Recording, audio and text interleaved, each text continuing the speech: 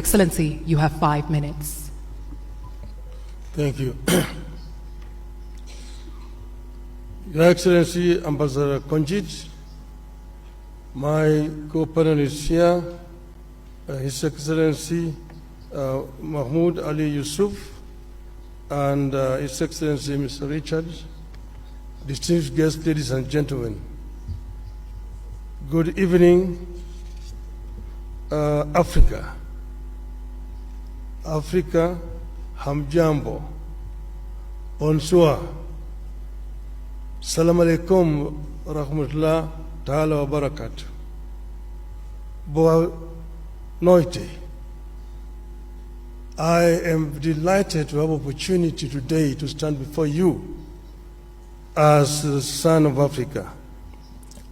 I was born in Kenya, but I'm told that my grandparents came from the Sudan. I am a father of 4, a grandfather of 5, and a husband of 1 that I know of. I am an engineer by profession, and I have been an academic. I have also been a public servant. I've been a member of parliament. I've also been a prime minister and also leader of opposition. In those capacities, I've tried to do my best, and I've gained a lot of experience in terms of management of public affairs. I stand here as an Pan-Africanist and an Afro-optimist. 2 months ago, that is on the 21st of October, this year, we were here in Addis Ababa. We had been invited as members of the families of the founding fathers of the African Union to come and witness the reopening of the Africa Hall. That's the hall where the OAU was launched in 1963. And we're happy to be here with Madam Ambassador Konjit, who was there as a young girl at that time. It is now 61 years since the launch of the Organization of African Unity. And at that time, if you read the speeches of the founding fathers on that day, they were very passionate, and all of them talked about African unity. Where there was a difference was, when do we achieve this unity? There are those who, under the school of thought, that the unity now.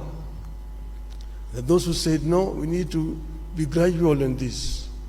Let us first build the building blocks, the regional unions, which will eventually translate into formation of the African Union as a whole.